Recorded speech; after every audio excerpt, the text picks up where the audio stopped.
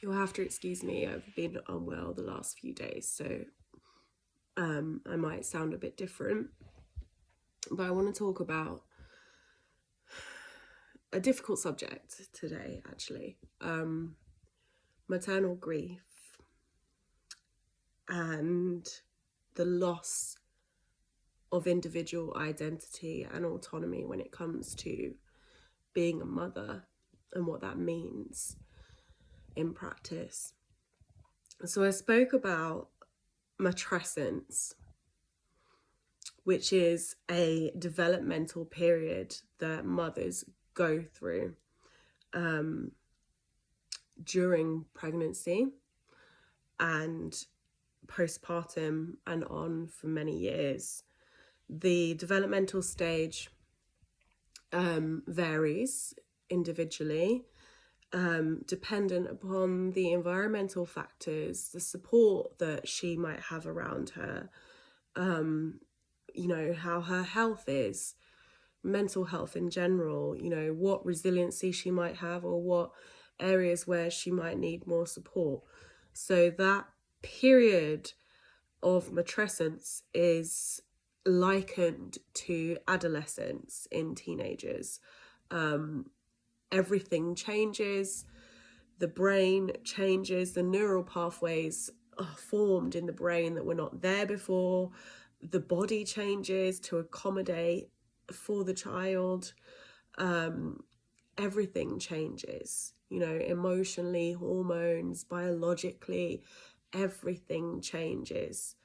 And with that comes a sense of hope in the beginning during the pregnancy stages, right? Of hopefulness, of this perception of what has been given to us, of what motherhood is, because we're sold right from our childhood years, right from when we're a child, we're sold this concept and this idolized view of what motherhood is, this perfect picture of motherhood. And I know so many of us can go back and say, I was the perfect mother before I had a child, right? I know that before I had my son, my perception of motherhood was entirely skewed. I would be so judgmental. I would see mothers out with children that were crying, and I think, oh, why is their child crying? Why don't they comfort them? Why don't they do this? Why don't they do that? Or why are they feeding this to their child? Just ridiculous judgmental thought patterns, really, that just makes no sense when you're actually in the thick of it. Before I became a mum, I said to myself, I'm never going to feed my child McDonald's ever. I'm only going to make everything from scratch. They're not going to have any screen time. They're just going to have healthy food. I'm not going to give them any sweets or any of this.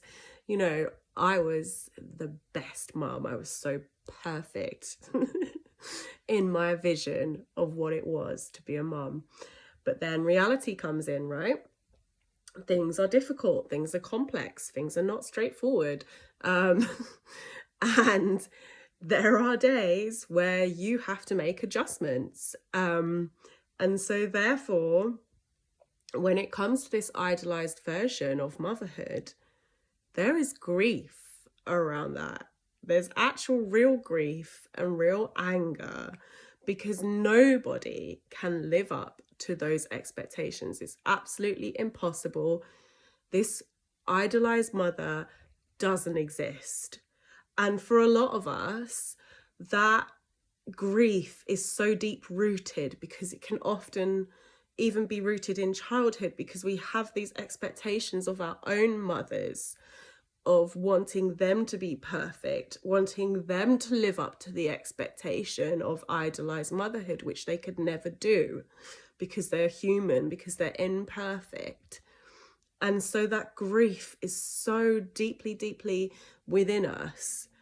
And it then can manifest itself in our own mothering when we make mistakes, when we don't reach the bar of what our own expectations and society's expectations are of us, which can then lead to feelings of anger and shame, and it's a cycle and it can go round and round.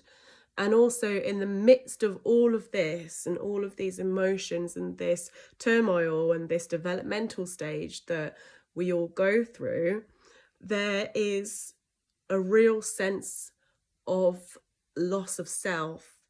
So it's loss of this perception of what we thought motherhood would be, of this perfect idealized view, to a sinking realization that that's not actually the truth, that we were sold a lie, that we're never going to obtain that, we're never going to have that, we're never going to reach that, and we can never be that. You know, and we've very much lost part of ourselves, in a sense that, you know, our body was completely overtaken by the pregnancy. There's a loss of autonomy, a loss of control in that. There is joy in that too, you know.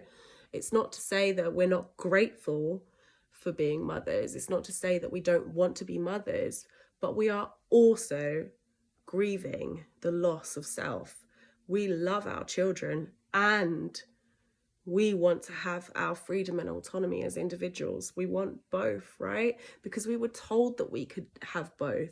We were told that we could have it all. That was what was told to us. But in reality, that's not the truth. It's very hard to have both. It's very difficult to maintain it all and do it all, which is all part of that lie that we're sold. And as part of that loss, also, it's a loss of bodily autonomy, even after the pregnancy, even after giving birth, you know, changes to the body. It's a different body from what you had pre-pregnancy, you know. And these things are often downplayed or minimized, because it's just expected of us, you know, it's just expected of us to just get on with it. But we've had these huge, huge changes to our body and we're trying to adjust. Our mental capacity, you know, our thought processes are continuously interrupted because of the survival mechanism that's built in to make sure that the child is cared for, right?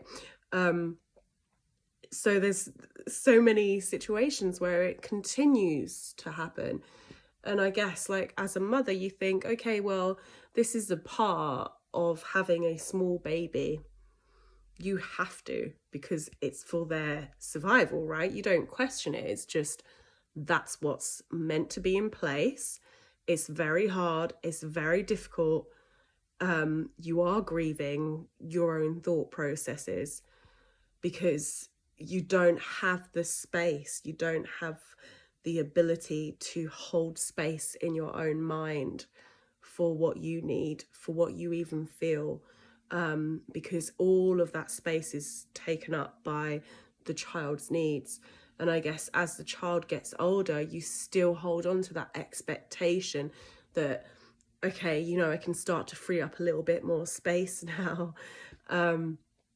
But for some of us, that's not the case, especially for those of us who have children with additional needs or disabilities, because they require us to use up more by way of capacity mentally. There's way more of a mental load and emotional labor connected to having children with additional needs.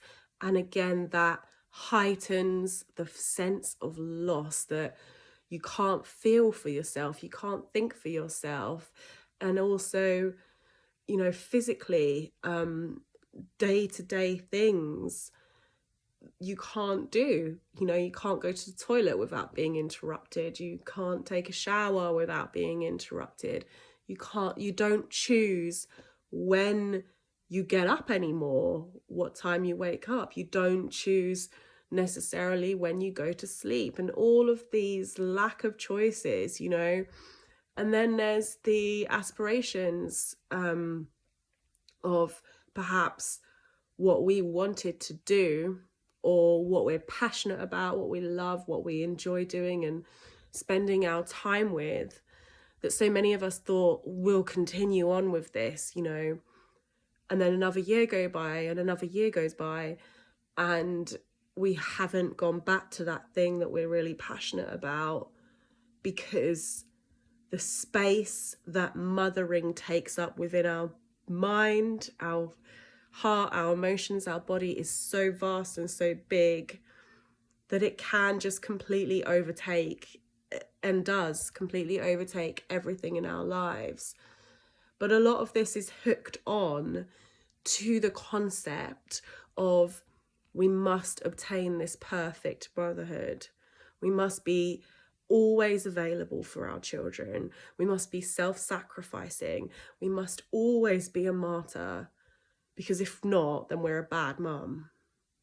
But in actuality, there's studies that have been done now, and there's also a concept called the good enough mother, that evidences and proves that actually what children need is complexity in their mothers. They need mothers to be human.